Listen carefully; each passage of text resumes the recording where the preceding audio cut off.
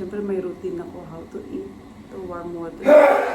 Oops, ising na si Andy.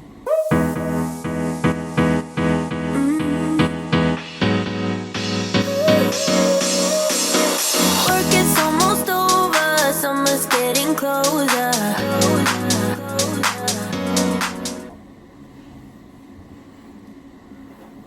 Hi mga Zoog! Good morning! Welcome back sa aming channel, and for today's vlog, ako ay nandito lang sa bahay, and I think ang gagawin ko ngayon ay maglinis ulit. Teka, gusto ko lang ilaw.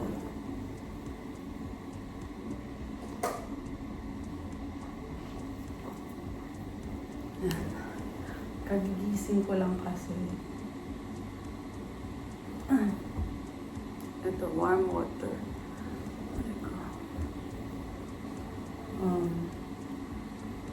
Ang plano ko today, actually malinis naman yung bahay. Ang plano ko lang today, ayusin ko yung pantry namin. Yun lang naman kasi yung makalat eh. And then syempre, the usual paglilinis ng bahay when you wake up. Fix your bed, bed ng mga kids. At least yung kitchen namin malinis. Kasi naglinis yung kapatid ko ng kagabi. So, a typical day for us today, I'm not gonna do something special. Hindi ko lang alam kung makapaglaro ko ng pickleball kasi gabi pa yung game namin and I think I have work tomorrow. May ako ng work pero I'm not sure kung tuloy. Malalaman natin yun mamaya and magbe-base tayo doon. Kung may work ako tomorrow, hindi ako maglalaro ng pickleball today. And konting update lang nga pala mga subs dun sa Cara Slim na ginagawa ko. So today is Tuesday. Pang ilang araw na ba? Sunday, Monday, Tuesday. And today I weigh, I'm 56.7 and nag-start tayo ng 58.4, so almost 2 kilos na yung nawala sa akin. And I'm so happy na kahit papaano medyo nakabawas na tayo. So yun yung update natin sa ating ginagawang Cara Slim. And actually it shows kasi nakikita ko rin sa arms ko na medyo pumapayat. Yung mga expectations, mga naramdaman ko tungkol sa journey na ito. Actually, ang expectations ko nung binasa ko siya, syempre, nakita ko yung mga worst, ganyan. But no, parang nung first day ko, it's more on pagod ako. Tinanong ko bakit, parang pagod na pagod ako. Alam mo, gusto ko lang mahiga. Yun yung adjustment ng body mo dun sa gamot. And then, parang nire-repair niya yung sarili mo. Piniprepare ka din para makapagpahinga ka. So, ipahinga mo lang siya. And then the next day, which is yesterday, wala akong naramdaman. Anything. It's parang everything's normal lang. Ang ano ko lang, busog ako. Meron kang may isip na, syempre, time to eat, ganyan, ayaw mo nang magka-ulcer. Pero pag nandiyan na yung food, hindi mo siya makain. So, yun yung, ano ko, yun yung nararamdaman ko. And also right now, syempre may routine ako how to eat the warm water. Oops, ising na si Andy. Hindi ko siya maubos. Pero pipilitin mong kumain. Pipilitin mong magkaroon ng laman yung tiyan mo kasi busog yung pakiramdam mo. So yun muna yung update ko, and for more days, babalikan ko kayo kung ano na yung magiging resulta ng ating first week of Cara Slim. Kwentuhan lang. Ayan, natatapos na akong magluto ng breakfast. I have the rice, you know.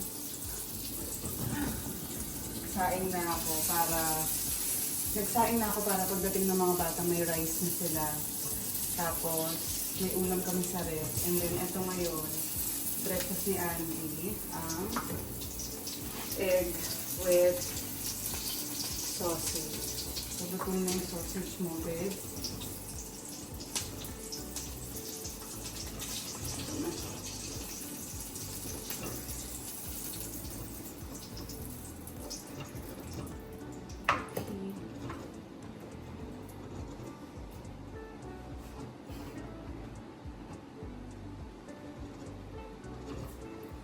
Okay. So, it's time. Parang nabingi ako pag tayo ko. Nagpabili ako ng bayabas at saka sinigang mix.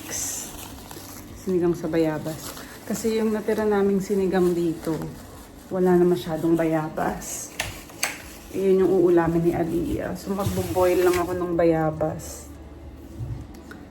And mag-add ako ng sinigang mix para kay Aliyah. Kasi sabi niya sa akin kahapon, gusto daw niya. It's good na meron ng additional meal. Additional ulam si Lele. Gusto din niya yung mga ulam na gusto ko. Balatan ko muna.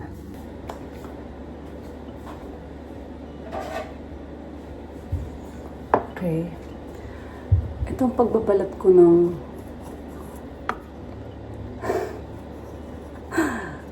bayabas, yung mga cutting ano ko dito sa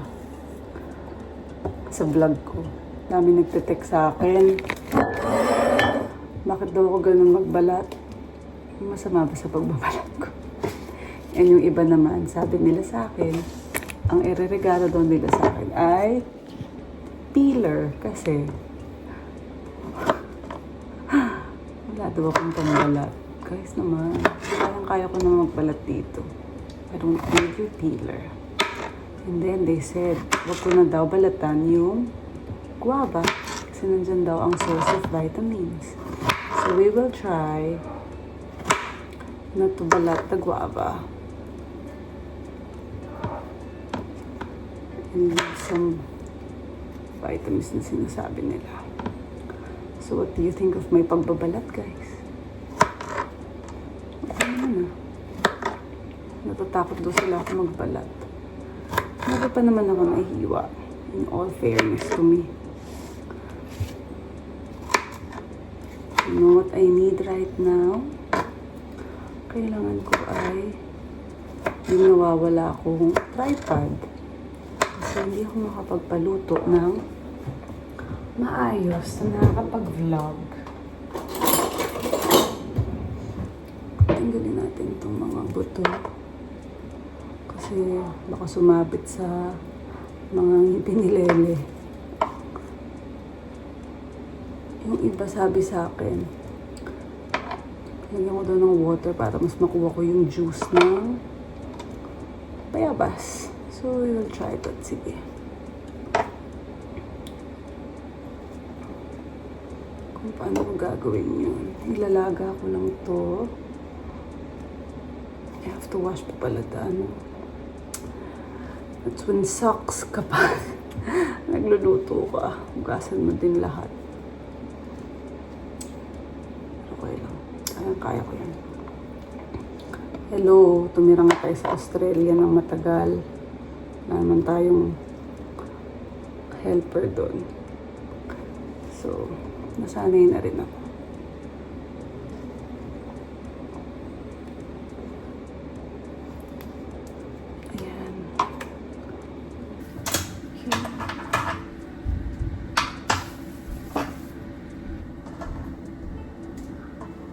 Lagay ko na yung bayabas. Buto ng bayabas.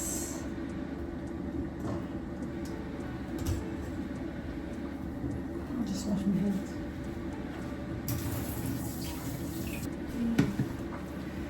May water ako, tapos ito yung bayabas. Ito yung mga buto. Ano ko ba gagawin?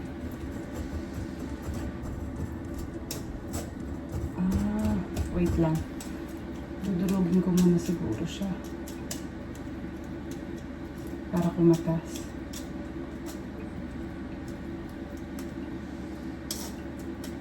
Makes sense. gazpacho. Dapat durugin natin yung... Yan, I'll show you later mga zooms. Okay, so ito na siya. Tapos, lagyan natin ng konting hot water para mas makuha natin yung asim ng bayabas.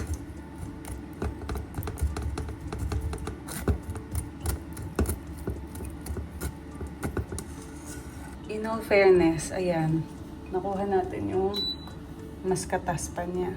Papakuluan na natin with the bayabas. Ayan, nandiyan na yung bayabas. So, pakukuluan na muna natin siya. Okay, luto na siya, mga zobs. Ayan na ang ating sinigang sa bayabas. Bali, hinalo ko na yung natira pa naming isda. Ayan yung kakainin namin ni Aliyah. So, ito na yung mga, as you can see, yung bayabas na walang, hindi ko nabalatan. So, kakain na ako kasi medyo nahihilo na ako.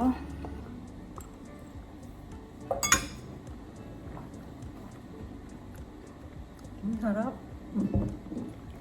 Iba yung asim ng bayabas. Anyway guys, si Andy sinundo na si Aliyah. Pagdating ni Aliyah, pakainin ko na siya. And magtututor pa kasi siya.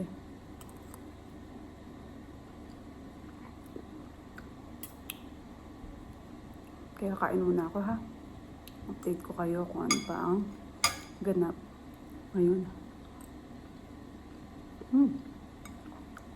Sarap. Ano? Bakit ka nagkakalat? Hindi. May ano. May kalat doon. Tingnan mo. Wala.